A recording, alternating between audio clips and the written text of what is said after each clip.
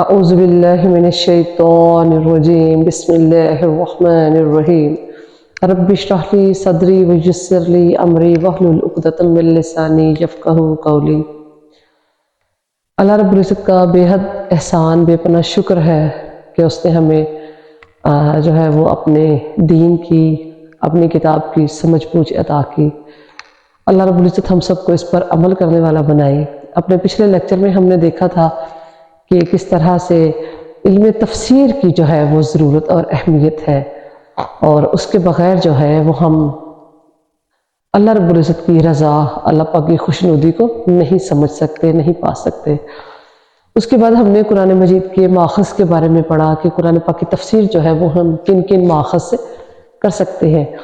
آج انشاءاللہ میں آپ کو تفسیر کی چند ایک مشہور جو کتابیں ہیں ان کے نام بتاؤں گی انشاءاللہ، اور اس سے آپ کو بہت فائدہ ملے گا، آپ کے علم میں اضافہ ہوگا۔ اللہ رب العزت ہمارا اصل میں دین جو ہے، علم جو ہے وہ بیسیکلی دین ہے، دین کو سیکھنا ہی علم ہے۔ اللہ پاک فرماتے ہیں قد افلح المؤمنون، ایمان والے کامیاب ہیں۔ تو جو دین سیکھتے ہیں وہی کامیاب ہیں۔ دنیاوی تعلیم بھی بہت اگرچہ اہمیت کی حامل ہے، اس کی ضرورت سے، اس کی اہمیت سے انکار نہیں کیا جا سکتا۔ ہمیں زندگی گزارنے کے لیے جو ہے وہ بہت سی علوم سیکھنے کی ضرورت پڑتی ہے، سائنس ہے، ٹیکنالوجی ہے، لیکن وہ سارے جو علوم ہیں وہ بھی سب قرآن مجید سے ریلیٹڈ ہے۔ اسی قرآن پاک سے سارے جتنے بھی دنیا کے علوم ہیں، جتنی بھی ٹیکنالوجی ہیں، سب کے سوتے اسی سے پھوٹتے ہیں۔ تو آج ہم دیکھتے ہیں انشاءاللہ کہ کون سی تفسیر کی مشہور جو ہے وہ کتابیں، مطلب کن کن لوگوں نے قرآن مجید کی تفسیر جو ہے وہ کرنے کی کوشش کی، اور اس میں کتنے انشاءاللہ اللہ پاک نے انہیں کامیابیاں عطا کی۔ تو عہد رسالت کے بعد قرآن مجید پر بے شمار تفاسیر لکھی گئی۔ دنیا کی کسی بھی کتاب کی اس قدر خدمت نہیں کی گئی جس قدر قرآن مجید کی گئی۔ ان سب تفاسیر کا احاطہ کرنا جو ہے وہ تو ممکن نہیں ہے، لیکن میں چند ایک آپ کو بتاتی ہوں۔ ان میں سب سے جو اہم تفسیر ہے وہ ہے تفسیر ابن جریر۔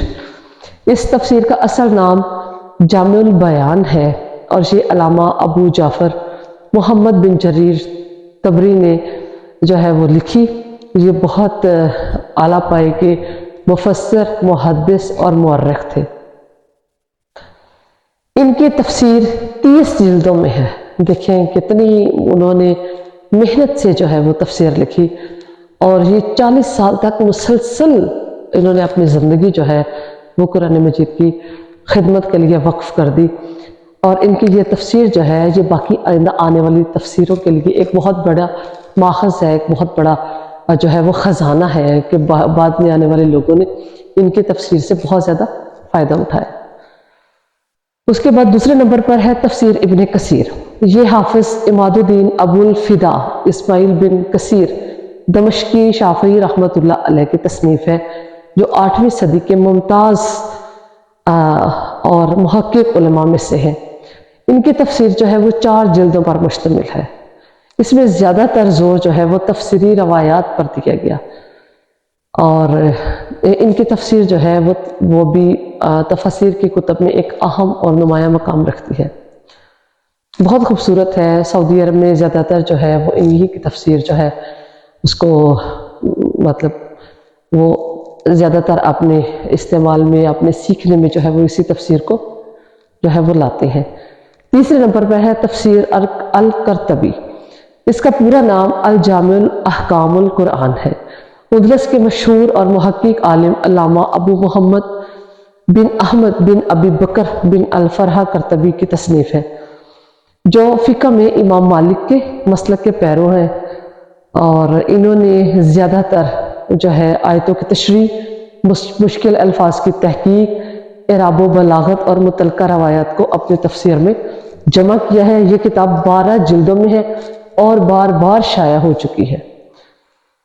تیسری جو تفسیر ہے وہ ہے تفسیر کبیر۔ یہ امام فخر الدین رازی رحمہ اللہ جو ہے ان کی تصنیف ہے۔ اس کا نام مفاتیح الغیب بھی ہے، لیکن زیادہ تر تفسیر کبیر کے نام سے مشہور ہے۔ اس میں انہوں نے عقلی اور کلامی مباحث جو ہیں ان پر اور باطل فرقوں پر جو ہے وہ زیادہ تر بحث کی ہے، اور بہت جو ہے اس کی جو تفسیر جو ہے اس کا سورۃ فتح تک جو ہے وہ انہوں نے، امام رازی نے خود اس کی تفسیر لکھی ہے، پھر اس کے بعد ان کا اس دنیا سے انتقال ہو گیا، تو اس کے بعد قاضی شہاب الدین نے جو ہے وہ بقیہ جو صورتیں رہ گئی ان کی تفسیر جو ہے وہ لکھی ہے۔ اس کے بعد ہے تفسیر البحر المحیط، یہ علامہ ابو حیان غرناطی اندلسی کی تصنیف ہے، جو اسلامی علوم کے علاوہ علم نحو و بلاغت میں خصوصی مہارت رکھتے تھے، چنانچہ ان کی تفسیر میں نحو اور بلاغت کا رنگ جو ہے وہ بہت نمایاں ہے۔